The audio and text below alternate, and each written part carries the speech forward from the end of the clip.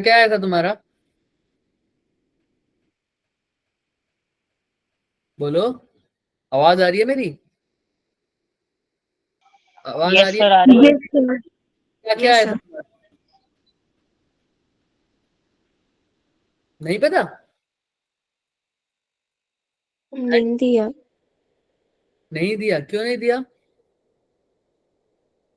अच्छा, जिन्होंने दिया है उनकी बात कर रहा हूँ। कैसा गया?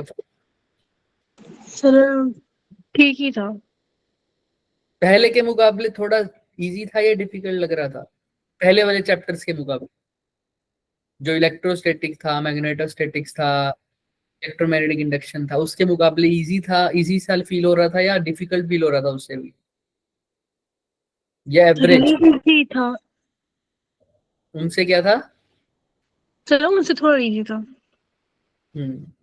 Formula based. बाकी सबको कैसा लगा? अंकिता तुम बताओ कैसा था? Ankita Chaudhary, yes sir. कैसा लगा था टेस्ट इस बार वाला? सर अच्छा ठीक था, अच्छा भी था, ठीक भी था। केशव? तो उसमें से मैंने एक क्वेश्चन आपसे पूछना भी था।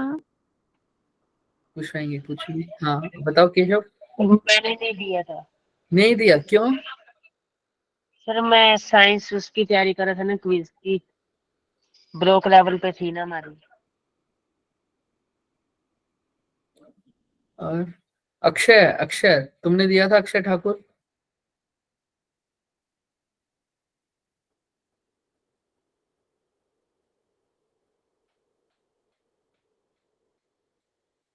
गीतांश शर्मा, दिया था तुमने बच्चे टेस्ट?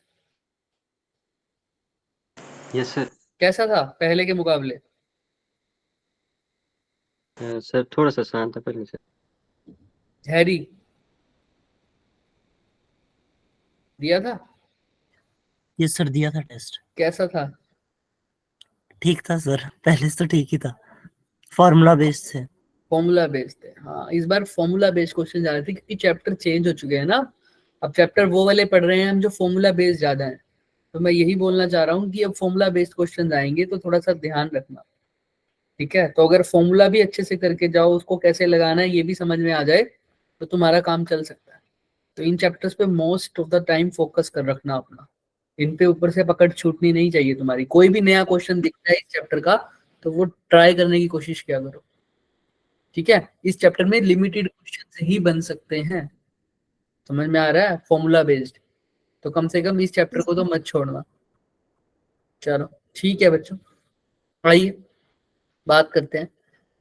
आज का चैप्टर हमारे पास वही है। आगे इलेक्ट्रोमैग्नेटिक वेव्स के आगे हमारा टॉपिक चलने वाला है, ठीक है? हैंड लो और कर लो जिस जिसने हैंड रेस किया हुआ। तो वही चैप्टर है, बिल्कुल सब कुछ सेम है, फॉर्मूला बेस्ड चैप्टर होगा हमारा। अब पिछले लेक्चर में हमने क्या क्या किया था उसके बारे में थोड़ा सा पहले रिकॉल कर लेते हैं।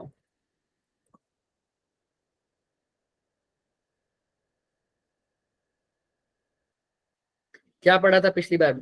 एम्पियर मैक्सवेल लॉ, एम्पियर में v dot dl is equal to mu not I C plus mu not ID. ID क्या आता था? Displacement displacement displacement.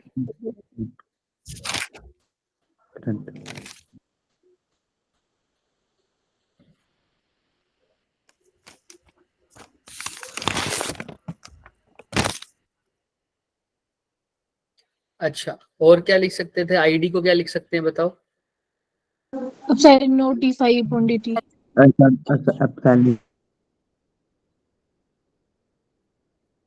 ठीक है। अब अगर डी फाई भी ना गिवन हो तो क्या करें? ई इंटू थीटा क्या हो अगर जीरो हो तो, ठीक है? अगर ये भी ना गिवन हो तो क्या करें? ई को क्या लिख दें? सिग्मा अपॉन ये तो कैपेसिटर के केस में। वैसे क्या लिख सकते हैं? V upon p upon two a, right? और इसमें अगर डी कांस्टेंट है तो वो डी को बाहर भी ले सकते हैं। Yes sir. और इनमें से भी अगर जो चीज भी कांस्टेंट होगी वो हम बाहर ले लेंगे। क्लियर है सबको? Yes Yes, sir.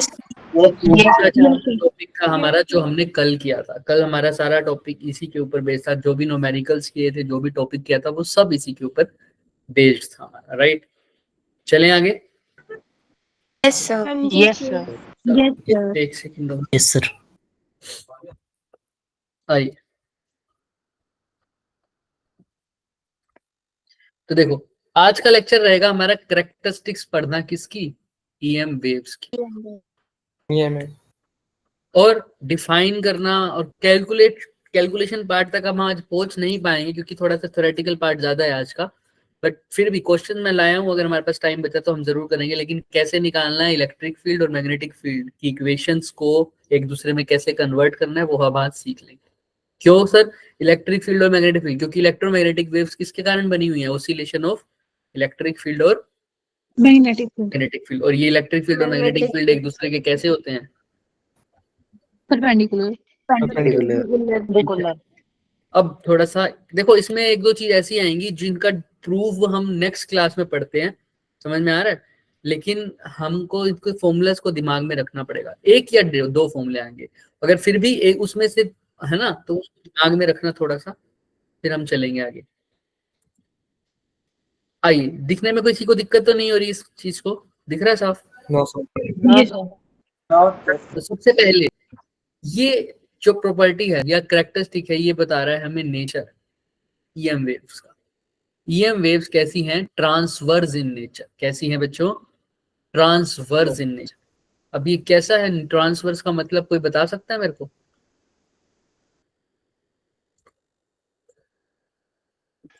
कोई बताएगा? आगे पीछे जो वेव चलती है, पार्टिकल आगे पीछे मूव करते हैं।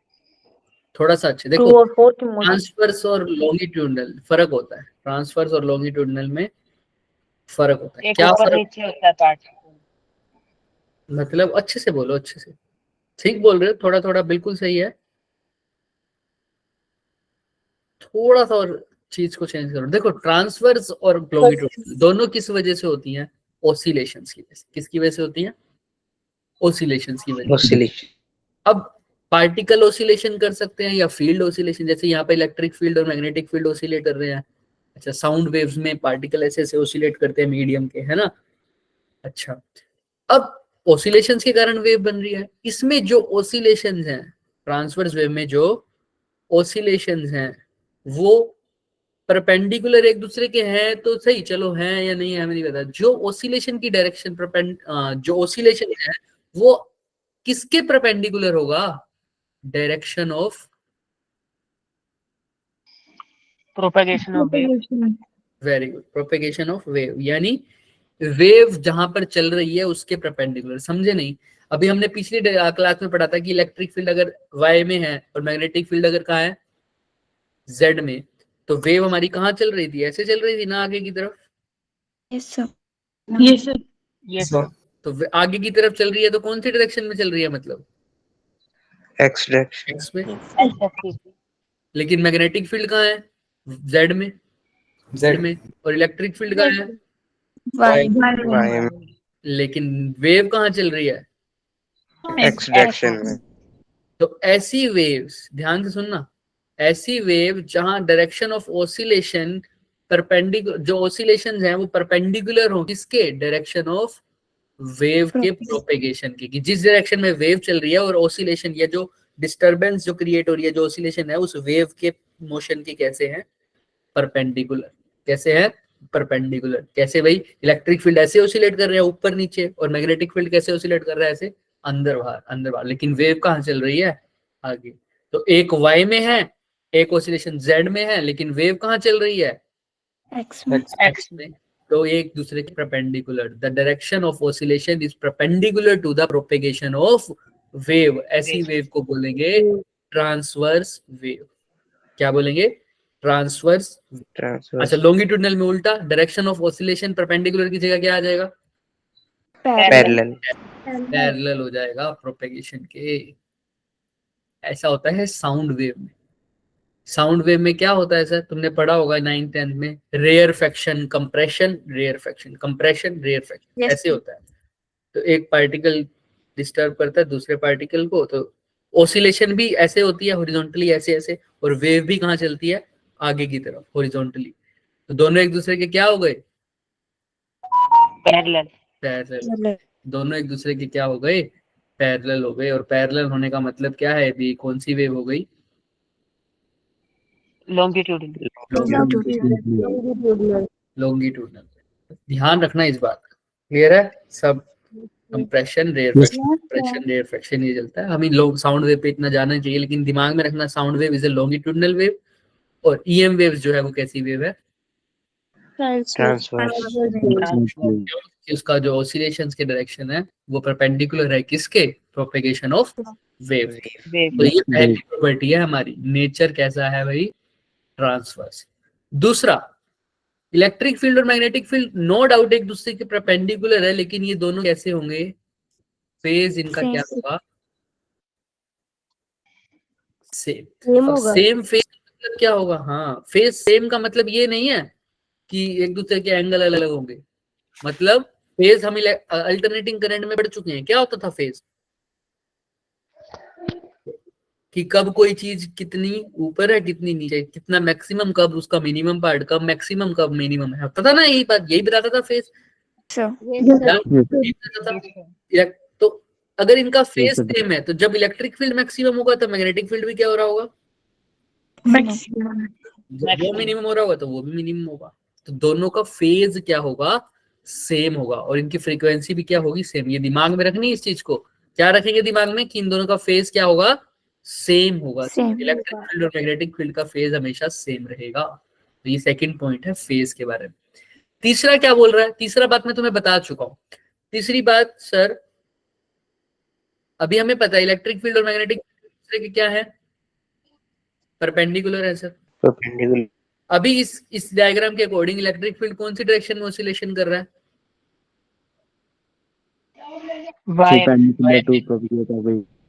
इन दिस केस,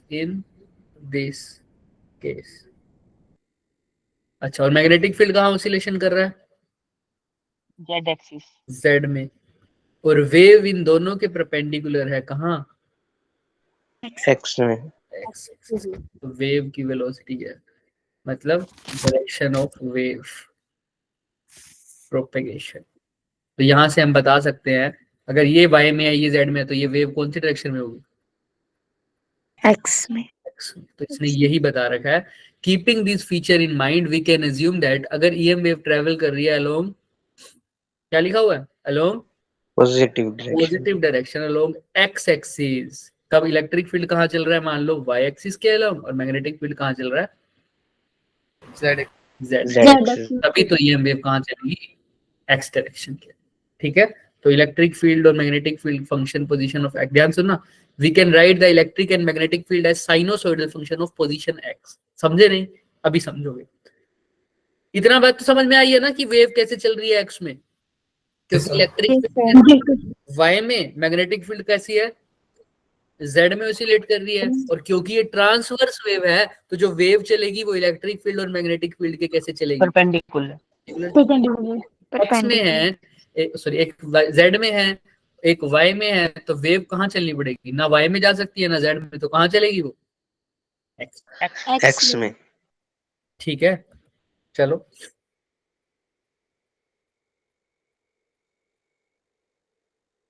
तो देखो, अब क्योंकि वेव चल रही है, और वेव की इक्वेशन तुमने ऐसे पढ़ा होगा ना, ये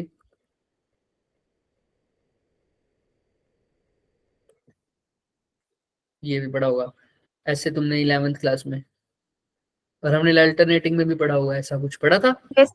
ये भी वेव, कहीं कहीं ये भी पढ़ा होता है हमने, कहीं कहीं कहीं कहीं ये भी पढ़ा होता है हमने।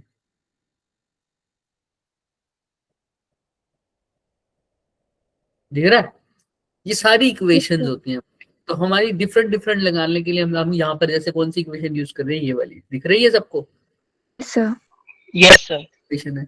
तो इलेक्ट्रिक फील्ड भी चल रहा है, इलेक्ट्रिक फील्ड का ऑसिलेशन हो रहा है, मैग्नेटिक फील्ड का ऑसिलेशन हो रहा है। अभी इस इक्वेशन में देखा था हमने, पिछली वाली इक्वेशन में हमारे जो वेव की डायग्राम में देखा था, आवर डायग्राम, उसके अकॉर्डिंग हमारी वेव कहाँ चल रही थी? एक्स में। इलेक्ट्रिक फील्ड और मैग्नेटिक फील्ड को मैं एक्स फॉर्म में लिख सकता हूँ। कैसे? यही इसी इक्वेशन को उठा लो, ए की जगह ई, ए नोट की जगह क्या आ जाएगा? ई नोट साइन के एक्स माइनस ओमेगा टी।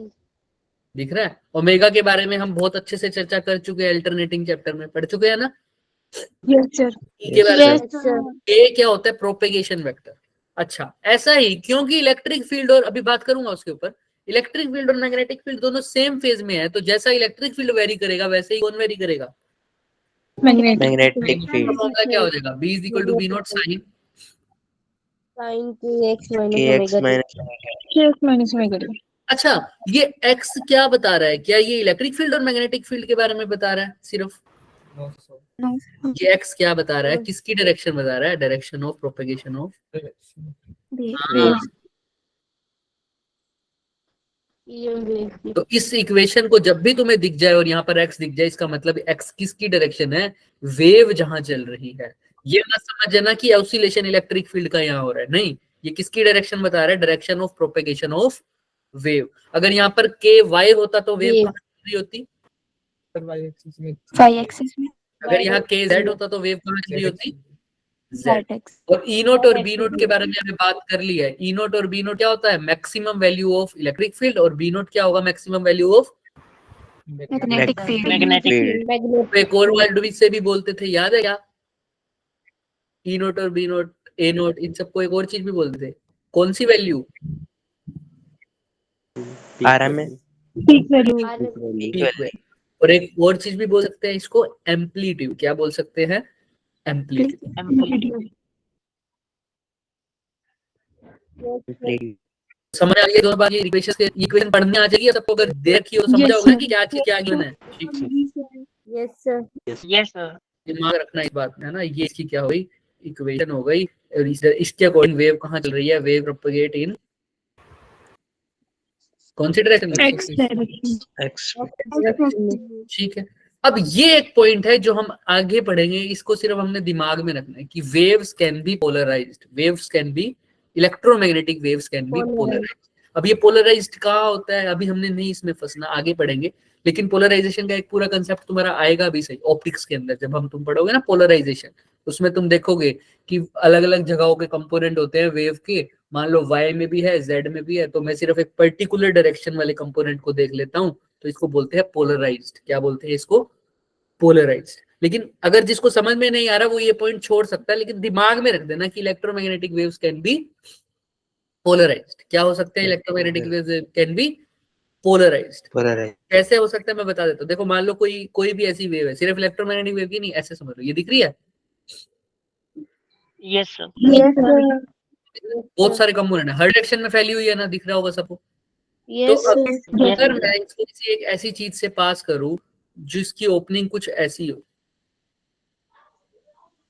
मतलब ये ऐसे पड़ा है ऐसे, तो इसमें से सिर्फ कौन सी चीज निकल पाएगी? कौन से कंपोनेंट निकल पाएंगे इसे? वर्टिकल वाले, हॉरिजॉन्टल वाले, या टेढ़े वाले? सोचो इस पैटर्न। हॉरिजॉन्टल वाले। हॉरिजॉन्टल। देखो ध्यान से, ये ऐसे पड़ा है, ध्यान से देखो, ऐसे का मतलब पड़ा है ऐसे, देखो ऐसे, ये ऐसे पड़ा, ये दिख रहा है सबको? Yes, Yes, yes sir. Sir. यहाँ ये जो काली चीज है यहाँ पर, ये खाली है, बिल्कुल खाली, वर्टिकल वाले। तो कौन से कंपोनेंट आराम से निकल जाएंगे इसमें से? Horizontal. सोचो, कोई बात लेफ्ट साइड नहीं। वाले। देखो देखो देखो,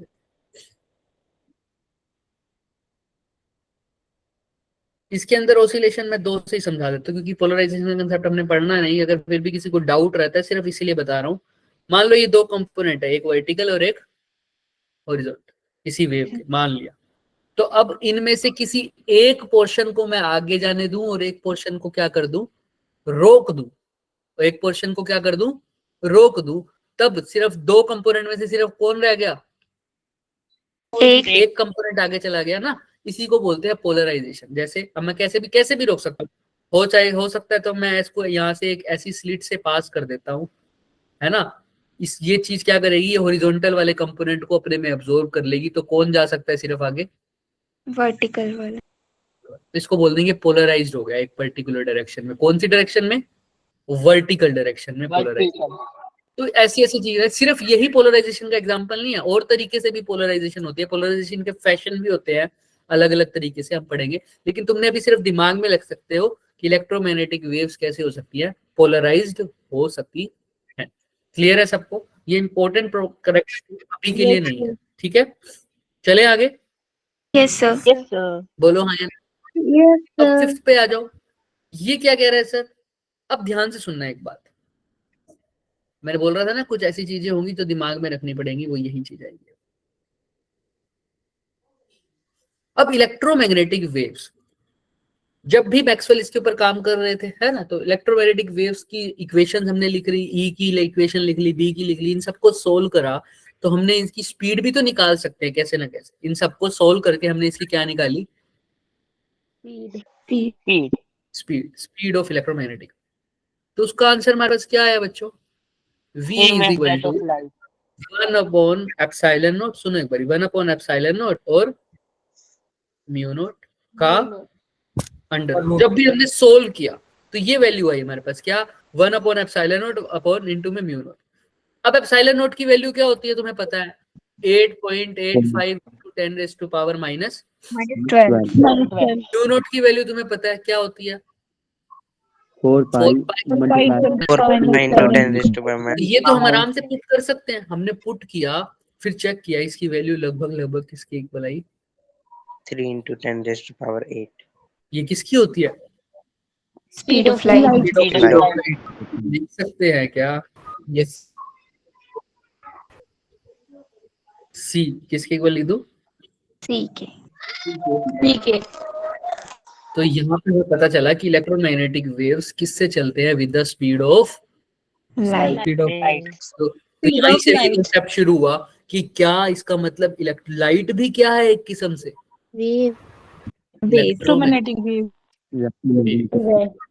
बता देता हूँ। हैरी इसमें क्या बोला कि जब इन इक्वेशंस आई, फिर हमने वेव इक्वेशन निकाली मैक्सवेल ने, तो उससे स्पीड ऑफ इलेक्ट्रोमैग्नेटिक वेव निकाली। तो उसका फॉर्मूला जब उन्होंने डराइव करके देखा तो क्या आया? एप्सिलॉन नॉट म्यू नॉट का अंडर रूट और 1 upon epsilon naught mu not का अंडर रूट। ठीक है, तो एप्सिलॉन नॉट की वैल्यू हमें पता थी 8.85 × 10⁻⁻12। म्यू नॉट की वैल्यू भी हमें पता थी 4 पाई × 10⁻⁷। जब इसको सोल्व किया तो ये वैल्यू किसके इक्वल आई? लगभग 3 × 10⁸ और ये किसकी स्पीड होती है?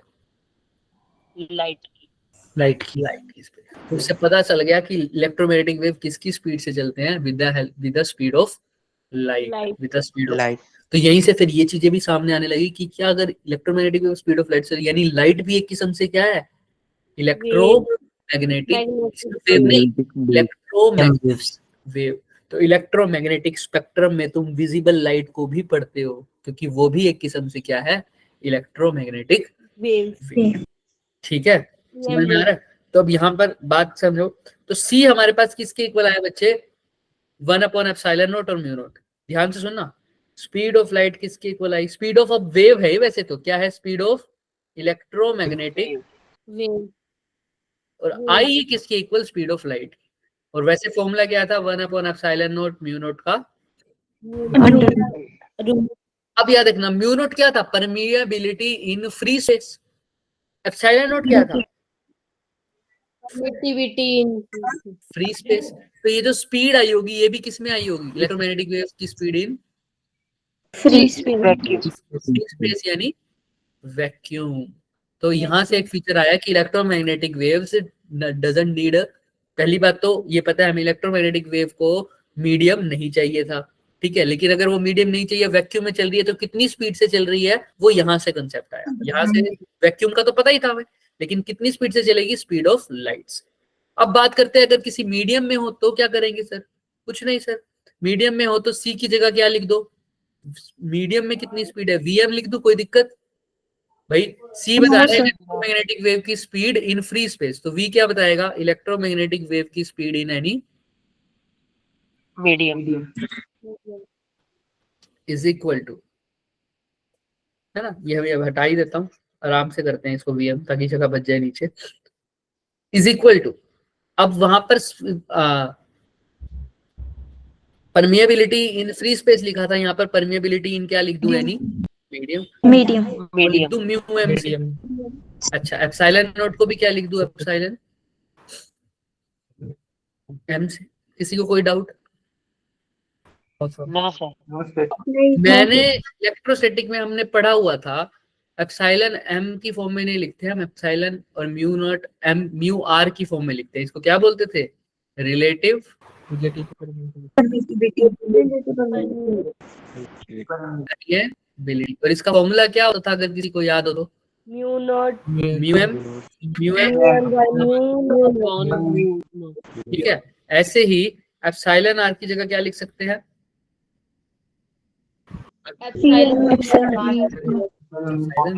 ऐसा क्यों कर रहा हूं अभी पता लगेगा, बट ये फॉर्मूला हमने पढ़ा था क्या नहीं पढ़ा था, बताओ पहले। तो बस अब वैल्यू पुट कर दो। वी एम की जगह बच्चों में क्या लिख सकता हूँ, 1 upon under root mu M की जगह क्या लिख सकता हूँ, म्यू नॉट, ठीक है। और यहाँ पर क्या लिख सकता हूँ, एप्सिलॉन आर इनटू एप्सिलॉन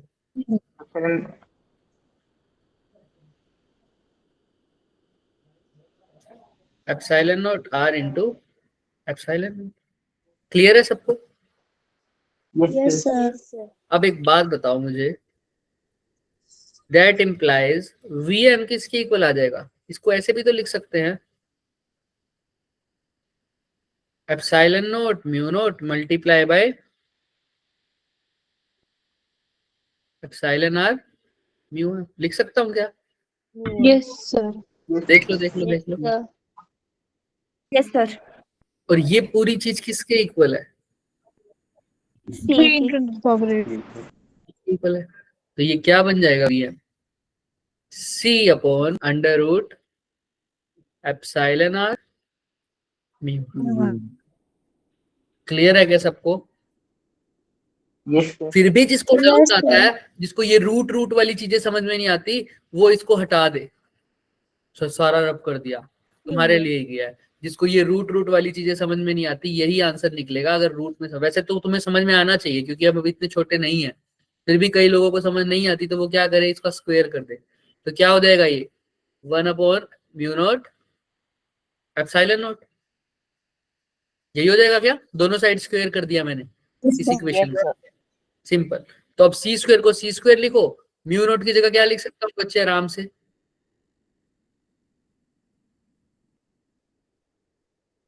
बोलो। Mu M upon mu. हाँ, ये लिख सकता हूँ। ये तो हो गई वैक्यूम की बात। अगर वैक्यूम में नहीं करूंगा तो सी स्क्वायर की जगह क्या लिख सकता हूँ, वी स्क्वायर। वी अच्छा, एम और यहाँ पर क्या आ जाएगा, म्यू एम एप्सिलॉन एम। और इसको क्या लिख सकता हूँ, अब साफ साफ वैल्यू पुट कर दो। म्यू एम की जगह क्या लिखूं, म्यू आर और एप्सिलॉन एम की जगह epsilon R epsilon R. Simple. ये सारी चीज किसके इक्वल है, वी के स्क्वायर के। यही है क्या, हाँ या ना? Yes sir. अब कुछ करना ही नहीं। अब ये पूरी चीज किसके इक्वल है बच्चों, बच गए ना? देखो ये वाला पेज हमारे पास बचा हुआ था, आगे बढ़ते हैं। तो यहाँ तक आ गया, साफ साफ बोलो क्या था, V square is equal to 1 upon epsilon naught, आगे एप्सिलॉन आर, है ना, और म्यू नॉट। अब ध्यान से देखना, ये पूरी चीज किसके इक्वल थी बच्चों हमारी, 1 अपॉन म्यू नॉट और एप्सिलॉन नॉट, सी के स्क्वायर। तो अब सी के स्क्वायर को कर दो, तो यहाँ पर इसकी जगह पूरे की जगह लिख सकता हूँ सी स्क्वायर, और नीचे क्या रह गया, एप्सिलॉन आर म्यू आर। तो वी स्क्वायर किसके इक्वल आ गया, सी स्क्वायर। वी क्या है यहाँ पर, एनी इन एनी मीडियम, और ये क्या है, सी इन मीडियम। अब वी की फॉर्मूला निकालना है, तो दोनों साइड रूट ले लो, तो वी किसके इक्वल आ जाएगा, सी बाई अंडर रूट। देख लो समझ में आ रहा है? ये दोनों रिलेशन दिमाग में होने चाहिए। ये पहले वाला तो सॉरी, ये नीचे वाला रिलेशन तो याद होना ही चाहिए, वो तो डराइव हो भी जाएगा नीचे वाला तो, लेकिन जो ऊपर वाला है कौन सा, C square is equal to 1 upon mu naught epsilon naught। याद है ना ये? अभी ये पीछे पड़ा है ये वाला, ये रिलेशन दिमाग में होना चाहिए। सेकंड वाला तो तुम अपने आप ही डराइव कर लोगे क्या, देखो उससे। सेकंड वाले में तो कुछ नहीं करना, सेकंड वाले में तो हमने सिर्फ वैल्यू पुट करनी है किसकी, म्यू नॉट की म्यू आर की फॉर्म में, एप्सिलॉन नॉट की एप्सिलॉन आर की फॉर्म में। ये दो अभी तक जो हमने पढ़ा उसमें ये दो प्लेस के ऊपर बहुत क्वेश्चन बनते हैं बच्चे, इसके अंदर बहुत क्वेश्चन बने हुए हैं।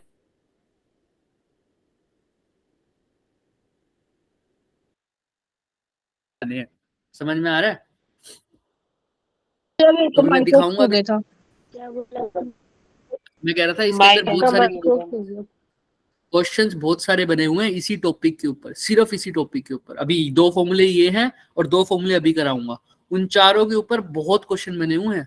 2020 में भी आया है, 2019 में भी आया है, 2017 में भी आया हुआ है, तो ध्यान से देखना इसको। यहाँ तक किसी को दिक्कत है इन दोनों फॉर्मूले में? No, sir. पक्का? चल सकते हैं आगे? टाइम के साथ साथ रिवाइज करते रहेंगे, टाइम के साथ साथ रिवाइज करते रहेंगे। करना कैसे है, कुछ नहीं करना। यहाँ पर सी स्क्वायर है, अगर मीडियम की बात हो इसका सी की जगह क्या लिख दो, वी स्क्वायर। यहाँ पर एप्सिलॉन नॉट और म्यू नॉट है, यहाँ पर क्या लिख दो, म्यू आर और एप्सिलॉन आर। ऊपर 1 है, बस ऊपर 1 की जगह क्या लिख देना है, सी का स्क्वायर। बस ये मीडियम का फॉर्मूला बन जाएगा। फॉर्मूला लर्न करने में आज तक कोई दिक्कत हुई है क्या, बता दो। ये फॉर्मूला करवाना मेरी जिम्मेवारी। चलिए आगे चलते हैं। अब यहां तक तो समझ में आ गया। तो लास्ट वाला ये चीज हमें क्या बता रहा था सर, कि ये जो स्पीड है क्या बता रहा था, speed of electromagnetic waves, speed of EM waves vacuum में कैसे ट्रेवल करती है, with the speed of Light. और नीचे वाला क्या बता रहा था, किसी एक ईएम वेव की स्पीड मीडियम।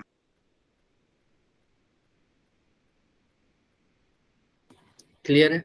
ये प्रोसेस है हमारे। नेचर पता चल गया, ट्रांसवर्स है या लॉन्गिट्यूडनल है ईएम वेव का, ट्रांसवर्स। फेज इलेक्ट्रिक फील्ड और मैग्नेटिक फील्ड का कैसा रहता है, सेम। इलेक्ट्रिक फील्ड और मैग्नेटिक फील्ड एक दूसरे के परपेंडिकुलर तो है ही, लेकिन साथ साथ किसके भी परपेंडिकुलर है, प्रोपेगेशन ऑफ Propagation. और स्पीड, ईएम वेव की स्पीड होती है वैक्यूम में वो किसकी इक्वल होती है, speed of Speed of light. ठीक है। और दूसरी बात हमारे पास आ जाती है बात, हाँ अगर मीडियम की बात हो तो भी हम निकाल सकते हैं, राइट? किसी को कोई डाउट यहाँ तक? No, sir.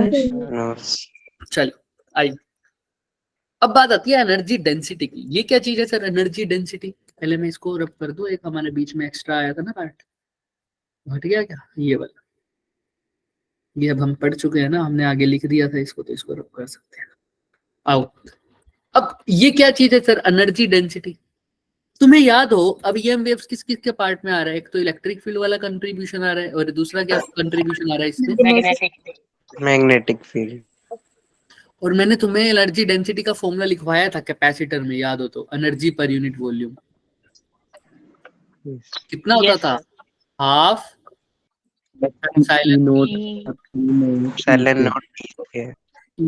याद है, एनर्जी पर यूनिट वॉल्यूम का याद करो, देखो याद है थोड़ा बहुत।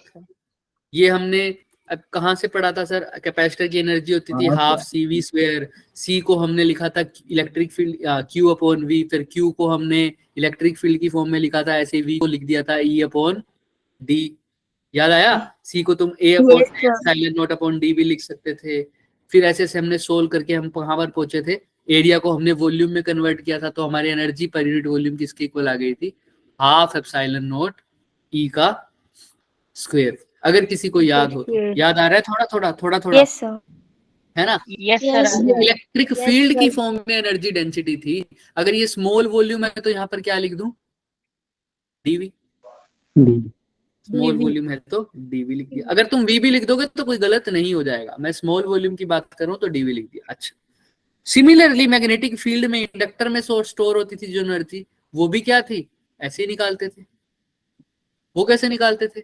अगर जिसको याद है तो वो ठीक है, नहीं याद तो मैंने एक ट्रिक भी बताई थी जहां पर एप्सिलॉन नॉट है वहां पर हम क्या लिख सकते थे 1/, याद करो जब मैं कंपेयर करवा रहा था मैग्नेटिक फील्ड वाले चैप्टर में, एप्सिलॉन नॉट की जगह क्या लिख सकते थे 1/, mu naught. Very good, 1/μ0। Mu तो बस को ये चीज याद है, उसको फॉर्मूला लर्न करने की भी जरूरत नहीं है। हाफ की जगह हाफ, एप्सिलॉन नॉट की जगह अभी बताया क्या लिख देना है, म्यू नॉट। इलेक्ट्रिक फील्ड की जगह, क्योंकि यहाँ पर मैग्नेटिक फील्ड है तो E² की जगह क्या आ जाएगा, B²। तो ये फॉर्मूला बन गया हमारे पास B²/2 μ0, B²/2 μ0। ये किसकी एनर्जी डेंसिटी है किसी फॉर्म में, in the form of magnetic field, magnetic वो है electric field energy density. Energy नहीं बोल रहा, क्या बोल रहा हूँ, energy density, energy per unit volume. Volume. Volume. वो इलेक्ट्रिक फील्ड की फॉर्म में होगी मैग्नेटिक, लेकिन इलेक्ट्रोमैग्नेटिक वेव में तो दोनों के कंपोनेंट होंगे, तो energy, total energy density of electromagnetic waves क्या हो जाएगी, इन दोनों को दोनों प्लस को क्या कर दो। करना है, बस ऐड कर दिए दोनों को। क्या आ जाएगा, half epsilon naught E² plus half μ0 B का स्क्वायर। दिख रहा है, B²। क्लियर है सबको, यहाँ तक किसी को कोई डाउट है तो बताओ। No sir. चले आगे, क्योंकि Yes, sir. जो जो फॉर्मूला करना होगा मैं भी बता दूंगा, वो 2 फॉर्मूले याद रखना अभी। आइए आगे चलते हैं। तो ये देखो, ये इन्होंने लिख रखा है, यही लिखा है ना हमने भी। अभी ये एवरेज एनर्जी डेंसिटी है, दोनों में फर्क है। ये तो टोटल एनर्जी डेंसिटी हो गई, लेकिन अभी एवरेज एनर्जी डेंसिटी की बात नहीं करी। ये कौन सी एनर्जी डेंसिटी है, टोटल सिंपल एनर्जी डेंसिटी की बात हो रही है। और यहाँ पर E है, E नोट नहीं है, ये बात ध्यान रखना है। Remember, it's E note, E note नहीं है। सिमिलरली B, क्योंकि E की अभी वैल्यू पुट करनी पड़ेगी मेरे को। E की जगह क्या लिख सकता हूँ, E naught sine sine omega. t। ऐसे ही B की जगह भी क्या लिखूंगा, B naught sine x minus omega t। वो करूंगा तब जब मैं एवरेज एनर्जी डेंसिटी निकालूंगा। देखो कैसे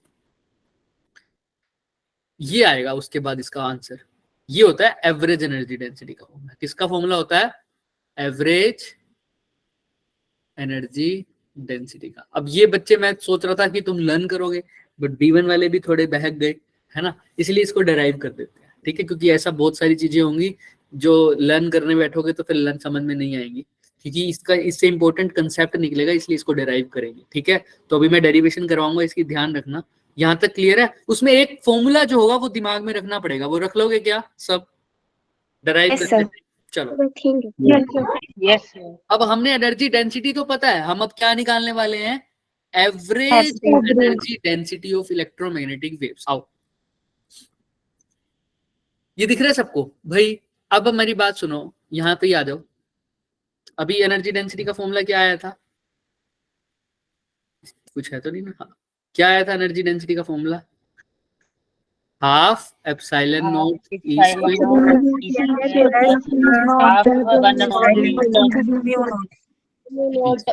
अब एवरेज निकाल रहा हूं तो एवरेज को ऐसे लिख दूं क्या, यू, एवरेज एनर्जी डेंसिटी। इसको यू भी लिख दो तो कोई दिक्कत नहीं है, तुम बस याद रखना ये क्या है, एनर्जी पर यूनिट वॉल्यूम। चलो, अब सबसे पहले तो मैं क्या करूंगा, हाफ, ठीक है, एप्सिलॉन नॉट, अभी भी एवरेज नहीं लगाना, एवरेज लास्ट में लगा देंगे तो भी कोई चलेगा, कोई दिक्कत नहीं है। स्टेप बाय स्टेप समझते जाना। एप्सिलॉन नॉट को एप्सिलॉन नॉट लिखा, ई की जगह क्या लिख सकता हूँ, ई क्या था, E naught sine x minus omega t. तो ई स्क्वायर है तो क्या लिख दूं, E naught square sine square के एक्स माइनस ओमेगा टी। कोई दिक्कत किसी को, बोलो। Plus half mu naught, B square की जगह क्या लिख सकता हूँ, बी नॉट स्क्वायर के एक्स माइनस ओमेगा टी। किसी को कोई दिक्कत, बोलो हाँ या ना। सिर्फ ई की वैल्यू पुट करिए और बी की वैल्यू पुट करिए, और बी कहाँ क्या होता है, क्योंकि B is equal to B naught sine, क्योंकि दोनों का फेज तो क्या ही होता है सर, पढ़ा है प्रॉपर्टी में, सेम होता है। ठीक है सर। अब क्योंकि अब दोनों साइड एवरेज का बात कर रहा हूं तो ये पूरी चीज भी एवरेज हो जाएगी। ये तो कांस्टेंट है, इलेक्ट्रिक फील्ड का मैग्नीट्यूड जो एम्पलीट्यूड है वो भी कांस्टेंट, तो एवरेज किसके आगे लगेगा? साइन के आगे। साइन स्क्वायर के x minus omega T plus यहाँ पर भी हाफ कांस्टेंट होता है क्या? हाँ सर, ऑब्वियस ही बात है। Yes, sir. B naught square भी कांस्टेंट है, म्यू नोट का भी क्या है? कांस्टेंट। तो एवरेज किसके आगे लगेगा? साइन के एक्स माइनस ओमेगा टी के आगे। किसी को यहां तक कोई दिक्कत? अब एवरेज निकाल रहा हूं इसलिए ऐसा किया, दोनों साइड एवरेज ले लिया। ये एवरेज का सिंबल होता है बच्चे। साइन स्क्वायर नहीं होना था? साइन स्क्वायर ही होगा, बिल्कुल क्लियर है। Yes, sir. Yes sir. चलो, अब यार तुम्हें मैथ्स में पढ़ा होगा कि साइन स्क्वायर का जो एवरेज वैल्यू होती है वो क्या होता है? साइन स्क्वायर के जो फंक्शन होता है थोड़े टाइम के, लॉन्ग टाइम के बाद उसका एवरेज फंक्शन क्या रहता है? पढ़ा है? 1 - 1/2 क्या रहता है? 1/2 क्या रहता है उसका वैल्यू याद? 1/2 याद रखना। अगर नहीं भी पढ़ा तो साइन स्क्वायर का क्या आ जाएगी एवरेज वैल्यू? 1/2। तो बस अब इसी का यूज करेंगे हम। आगे वाला चीज तो सारा एंगल का होता है क्या साइन के बाद? तो इससे कोई मतलब नहीं है। ये साइन स्क्वायर है ना, तो साइन स्क्वायर का एवरेज वैल्यू कितनी हो जाएगी? 1/2। यहाँ पर भी साइन स्क्वायर है तो इसकी वैल्यू भी एवरेज कितनी हो जाएगी? 1/2। बाकी जो जो चीजें हैं उसको वैसे का वैसे पुट कर दो। Half epsilon naught E naught square plus यहाँ पर भी क्या है? Half B naught square mu naught into 1/2। कोई कुछ पूछ रहा है क्या? यहाँ तक क्लियर है सबको? चले आगे। अब आगे सोल्व कर दो सर। 1/2 इंटू 1/2 क्या हो जाएगा? 1/4 epsilon E naught square plus इसको भी क्या लिख दोगे? B naught square. फर्क समझ में आ रहा है? दिख रहा है क्या सबको? अगर तुम किसका फॉर्मूला आया हमारे पास? एवरेज एवरेज एनर्जी डेंसिटी किसकी? Electromagnetic wave wave. Electromagnetic wave की एवरेज एनर्जी डेंसिटी का फॉर्मूला आया है ये, एवरेज एनर्जी डेंसिटी का। देखो जो एनर्जी डेंसिटी थी उसमें सिर्फ ई का फैक्टर था। किसका फैक्टर था? ई का फैक्टर था। और ई नोट था क्या वहां? नहीं था। हाफ था, हाफ एप्सिलॉन नोट। लेकिन यहाँ पर एक तो 1/4 है और साथ में क्या है? ई की जगह क्या है? ई नोट। और बी की जगह क्या है? B naught. यहाँ पर बहुत कंफ्यूजन होती है। बच्चे इस चैप्टर को बहुत आसानी से लेते हैं और आसान चैप्टर है भी सही, लेकिन वो फॉर्मूला पढ़ जाते हैं सिर्फ। उनको ये दिमाग में नहीं रहता कि एवरेज एनर्जी डेंसिटी क्या है और एनर्जी डेंसिटी क्या है। ये बात तुमको दिमाग में रखनी है। एवरेज एनर्जी डेंसिटी के फॉर्मूले में क्या आ रहा है? ई नोट आ रहा है और वहां पर क्या आ रहा है? सिर्फ ई आ रहा है। क्लियर है? अगर तुम यहाँ तक छोड़ दोगे तो भी गलत नहीं है, लेकिन इंपॉर्टेंट बात जो शुरू होती है, जो मैंने कहा था दिमाग में रखनी है, वो इसके बाद शुरू होती है। कैसे सर? देखो अभी इसमें से कुछ लर्न नहीं करना तुमने, ठीक है? अब ध्यान से देखो, इंपॉर्टेंट बात यहां से शुरू होती है। जैसे ही सी एप्सिलॉन नॉट और म्यू नॉट को आपस में कौन रिलेट करता था बच्चे? स्पीड ऑफ लाइट करती थी ना, ये पढ़ते थे, याद है? हाँ। वैसे ही सर इलेक्ट्रिक फील्ड, अब इसकी वैल्यू मैं पुट करूंगा उन इक्वेशंस में जो हमने एनर्जी डेंसिटी की, इसमें फिर इसको एनर्जी डेंसिटी में कन्वर्ट कर दूंगा, फिर सी का फॉर्मूला इसमें यूज कर दूंगा। अब उतनी लंबी डेरिवेशन नहीं करनी है हमको, सिर्फ दिमाग में रखना है। ऐसे ही जैसे सी म्यू नॉट और एप्सिलॉन नॉट, कैसे याद रखोगे? म्यू नॉट कौन से पार्ट से आता है? मैग्नेटिक वाले पार्ट से, इलेक्ट्रिक फील्ड वाले पार्ट से? मैग्नेटिक। और एप्सिलॉन नॉट इलेक्ट्रिक फील्ड वाला। और इनको जोड़ कौन रहा है? सी। तो ऐसे ही इलेक्ट्रिक फील्ड और मैग्नेटिक फील्ड को भी कौन जोड़ सकता है? सी जोड़ सकता है। इनके बीच में भी एक रिलेशन होता है। कैसे सर? वो मैग्नीट्यूड का एम्पलीट्यूड वाला पार्ट। कैसे सर? अभी बताओ। ई नोट जो होता है, क्या बोल रहा हूं बच्चे? ई नोट वो किसके इक्वल होता है? बी नोट इंटू सी।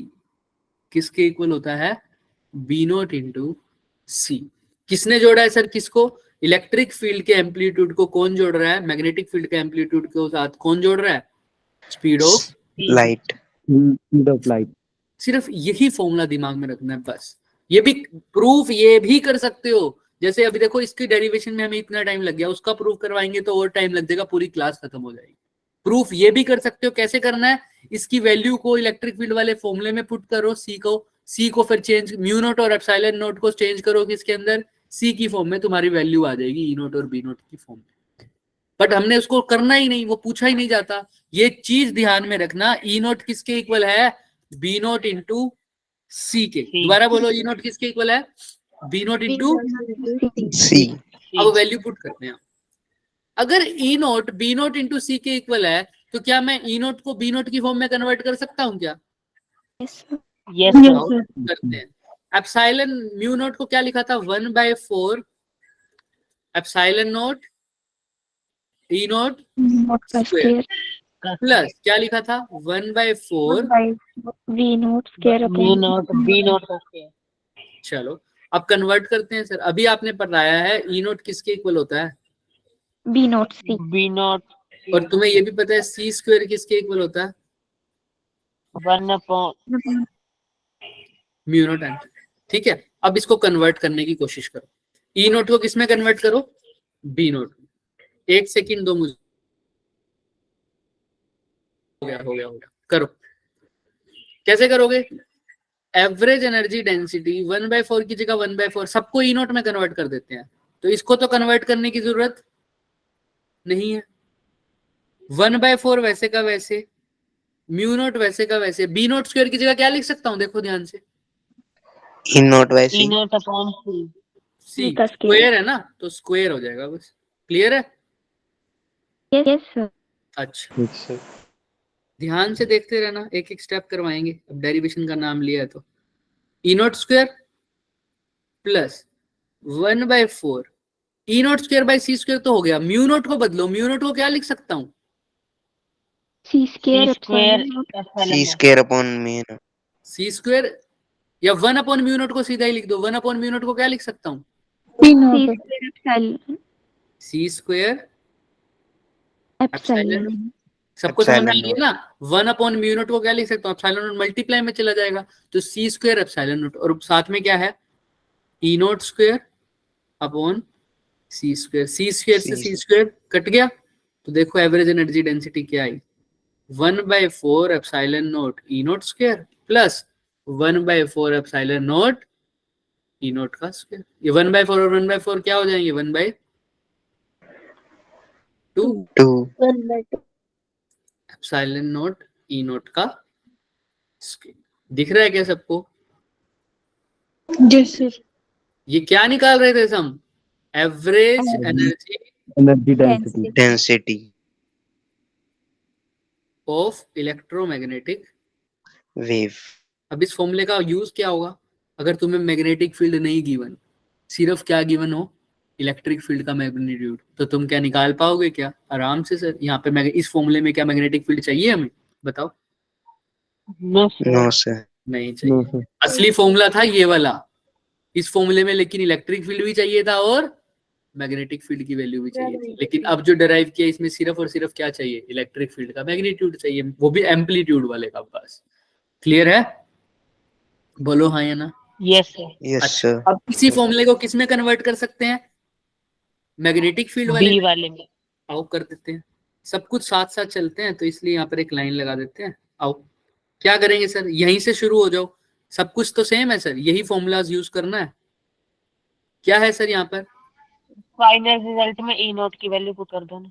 हाँ ये भी कर सकते हो। कैसे सर, यही कर रहे हैं अभी, सुनो क्या करोगे, ई नोट को क्या लिख सकते हो, बी नोट सी। चाहो तो वो पुट कर दो, तुम्हारे ऊपर है। यहाँ पर 1/2 लिख दो, फिर एप्सिलॉन नोट ई नोट की जगह क्या लिखोगे, B naught square C square. ठीक है, तो 1/2 epsilon naught B naught square की जगह बी नोट स्क्वायर लिख दो। सी स्क्वायर की जगह क्या लिख सकता हूँ, 1/म्यू नोट। एप्सिलॉन नोट से एप्सिलॉन नोट कट गया, तो देखो क्या आ गया, average energy density half B naught square upon mu naught. ये भी क्या है, एवरेज एनर्जी डेंसिटी। बस फर्क क्या है, ये किसकी फॉर्म में है, मैग्नेटिक फील्ड, और वो किसकी फॉर्म में था, इलेक्ट्रिक फील्ड। तो भाई एवरेज एनर्जी डेंसिटी की वैल्यू थोड़ी चेंज हो जाएगी। वैल्यू अगर मान लो उसकी 100 यूनिट थी पहले, अभी भी कितनी आएगी, 100 यूनिट। चाहे इस फॉर्मूले से निकालूं चाहे उस फॉर्मूले से निकाल लूं। समझ में आ रही है ना बात? दोनों फॉर्म में कैसे निकाले हमने, पूरा डिराइव किया है। फिर भी किसी को डाउट है तो पूछो पहले, तो फिर मैं इंपॉर्टेंट रिजल्ट अब बताऊंगा। यहाँ तक क्लियर है सबको? Yes. देख लो। Yes sir. तो हमको पता है कि एवरेज एनर्जी डेंसिटी चाहे इस फॉर्मूले से निकालो चाहे इस फॉर्मूले से निकालो, आंसर तो क्या आएगा सर? क्या आना चाहिए आंसर? सेम आना चाहिए। इसका मतलब इन दोनों की लेफ्ट साइड इक्वल है तो राइट साइड भी इक्वल होनी चाहिए। इसका मतलब मैं ऐसे लिख सकता हूँ क्या? शिट, चलो मैं इसको चेंज कर दूंगा। इसको क्या लिख सकता हूं मैं? हाफ, देखो एक से तो क्या आई हमारी average energy density, half mu naught, sorry epsilon naught epsilon E naught का स्क्वायर, और दूसरे से क्या आई सर? हाफ यही है ये क्या? Epsilon not B square by mu not. क्या आई थी?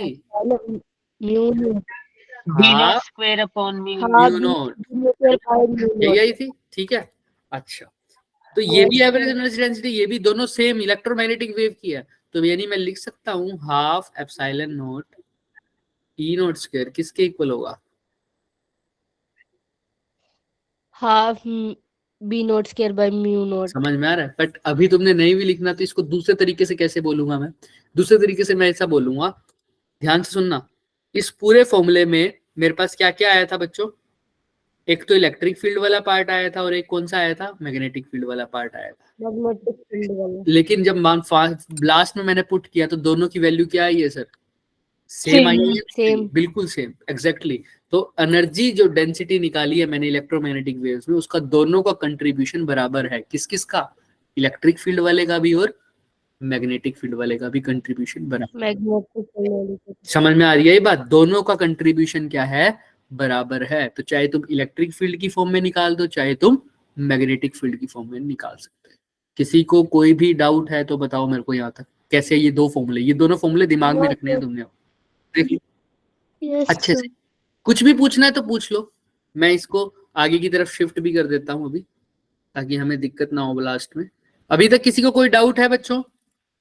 No sir. चले आगे। अभी ये बात ये बात तुम्हें अभी मैं बता भी देता हूँ आगे वाली शीट में। Energy density of EM wave और एवरेज एनर्जी डेंसिटी में वैसे फर्क क्या है? एनर्जी डेंसिटी क्या होती है? Total energy. एवरेज एनर्जी, सुनो, एनर्जी डेंसिटी भी एनर्जी पर यूनिट वॉल्यूम है, एवरेज एनर्जी डेंसिटी भी क्या है? एनर्जी पर यूनिट वॉल्यूम है। लेकिन एवरेज एनर्जी डेंसिटी क्या है? किसी एक पर्टिकुलर टाइम के बाद, हम टोटल देख रहा हूं, हम बोलते नहीं एवरेज रन निकालते हैं जब, एवरेज स्कोर निकालते हैं जब, पूरा पर्टिकुलर जब वो वेव ट्रेवल कर गई तो उसकी एवरेज वैल्यू कितनी होती है। ऐसे हमने अल्टरनेटिंग करंट में देखा था, average value of alternating current कितनी आई थी? याद करो, एक पॉजिटिव साइकिल और एक नेगेटिव साइकिल, एवरेज वैल्यू कितनी आई थी? 0 आई थी। जीरो आई थी, है ना? तो वैसे ही एवरेज वैल्यू ये होती है किसी एक पर्टिकुलर टाइम, मतलब टोटल टाइम के बाद की जो वैल्यू। समझ में आ रहा है? यहाँ पर भी क्यों तुम्हें कंफ्यूजन इसलिए हो रही होगी कि यहाँ पर तुम्हें टाइम का फंक्शन नहीं मिला, टाइम नहीं दिख रहा कहीं भी, है ना? और आप बोल रहे हो टाइम के बाद होता है एवरेज वैल्यू। लेकिन तुम याद करो, हमने एक टाइम वाली फंक्शन की वैल्यू सीधा पुट कर दी है। कौन सी थी वो? जब फॉर्मूला डराइव कर रहे थे तो एक फंक्शन था, वो टाइम का ही फंक्शन था, हमने सीधा उसकी वैल्यू पुट कर दी। साइन वाला साइन स्क्वायर ओमेगा टी वाला फंक्शन, वो किस पे डिपेंड कर रहा था? टाइम पे।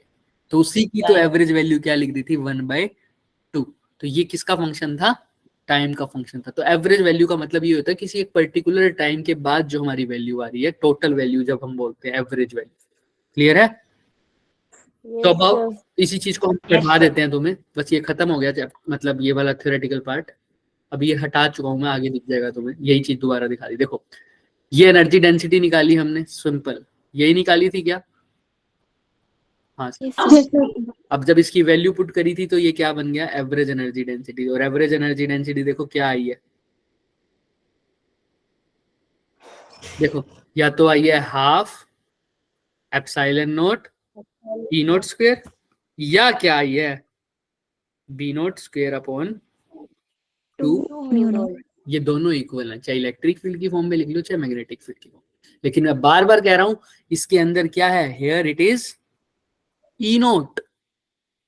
लेकिन here it is only E. Clear है? इस ई का मतलब क्या है? इसके अंदर वैल्यू पुट कर सकते हो तुम, क्या? ई नोट साइन ओमेगा के एक्स माइनस ओमेगा टी, लेकिन उसके अंदर नहीं पुट करना, वो तो वैल्यू पहले से ही क्या है, उसका एम्पलीट्यूड पार्ट है, वो ई नोट है सिर्फ। ये बच्चे लास्ट पे बहुत कंफ्यूज हो गए हैं। किसी को कोई डाउट इसमें? No sir. No sir. चले आगे। Yes sir. तो ठीक है, आइए तो आगे बढ़ते हैं। अब थोड़ा सा बस काम हो गया, अब थोड़ा सा समराइज कर देते हैं इसको, फिर मैं तुम्हें एक हल्का सा झलक दिखा दूंगा कि कल हम क्या क्या बात करेंगे नेक्स्ट क्लास में। समरी थोड़ा सा कर देते हैं इसकी। हमने अभी अभी क्या क्या पढ़ा है सर? एनर्जी का फॉर्मूला सिंपल पढ़ा था। अगर मैं एनर्जी डेंसिटी की बात करूंगा तो पहले तो बात करते हैं कि वो वेव्स कैसी होती हैं। वेव्स कैसी होती हैं? ईएम वेव्स, ट्रांसवर्स वेव्स, यानी इनका जो ऑसिलेशन है वो परपेंडिकुलर डायरेक्शन ऑफ प्रोपेगेशन के, हाँ डायरेक्शन ऑफ वेव, बिल्कुल। ट्रांसवर्स के बाद ये किससे चलती हैं? With the speed of light. Light. और वैक्यूम में भी ट्रेवल कर सकती हैं। और वैक्यूम में इनकी फॉर्मूला क्या बनेगा? C square is equal to 1 upon. अगर किसी मीडियम में बात करें तो इसका फॉर्मूला क्या बनेगा? म्यू नॉट की जगह क्या आ जाएगा? म्यू की जगह क्या आ जाएगा? C। ठीक है। और उसके बाद हमने बात करी एनर्जी डेंसिटी, इनको मीडियम में नहीं चाहिए जाता। और प्रोपेगेशन की बात करते हैं, ई और बी आपस में तो क्या ही होते हैं? परपेंडिकुलर हैं ही, और ये आपस में इसके भी परपेंडिकुलर है, direction of propagation of, right. बोलते रहो साथ में। अब एनर्जी डेंसिटी दो पार्ट होते थे, इलेक्ट्रिक पार्ट और मैग्नेटिक पार्ट। क्या होता था एनर्जी डेंसिटी का फॉर्मूला? हाफ एप्सिलॉन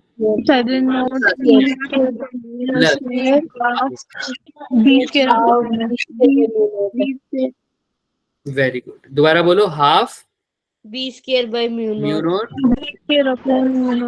ठीक है, here it is only E naught. अच्छा, एवरेज एनर्जी डेंसिटी निकालते थे तो क्या आता था? Half epsilon naught E naught square. हाँ, या तो लिख दो half epsilon naught E naught का स्क्वायर, या क्या लिख दो?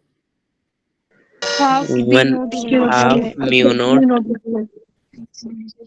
क्लियर है? here it is E note और B नोट। क्लियर है सबको? यस तो अब देखा इसके अंदर क्वेश्चन इतने थे कि हमें भी चुन चुन के लाने पड़े। ये मैं चेंज कर दूंगा। अच्छा, ये क्वेश्चन ही था, देखो जैसे यहाँ पर इसके अंदर अभी तुम्हें दिखाता हूँ मैं। ये देखो इसने क्या दे रखा है? फ्रीक्वेंसी दे रखी है, एनर्जी डेंसिटी दे रखी है, पूछ क्या लिया? एम्पलीट्यूड ऑफ मैग्नेटिक फील्ड यानी बी नोट की वैल्यू पूछी। ठीक है, ये भी 2020 में आया हुआ। इसमें क्या दे रखा है? इलेक्ट्रिक फील्ड की इक्वेशन पूछ ली। किसकी इक्वेशन? इलेक्ट्रिक फील्ड की इक्वेशन दे रखी है, पूछ किसकी रखी है? मैग्नेटिक फील्ड की। ये भी 2020 में आया हुआ। करना क्या है सर? तुम्हें कुछ नहीं करना, फेज दोनों का सेम होता है, तो इसका फेज भी क्या आएगा सर? इलेक्ट्रिक फील्ड का फेज में अगर साइन के एक्स के जेड माइनस ओमेगा टी है, अच्छा इसमें वेव कौन सी डायरेक्शन में चल रही होगी? जेड वाले तो अगर इलेक्ट्रिक फील्ड में साइन के जेड माइनस ओमेगा टी है तो मैग्नेटिक फील्ड में भी क्या होना चाहिए?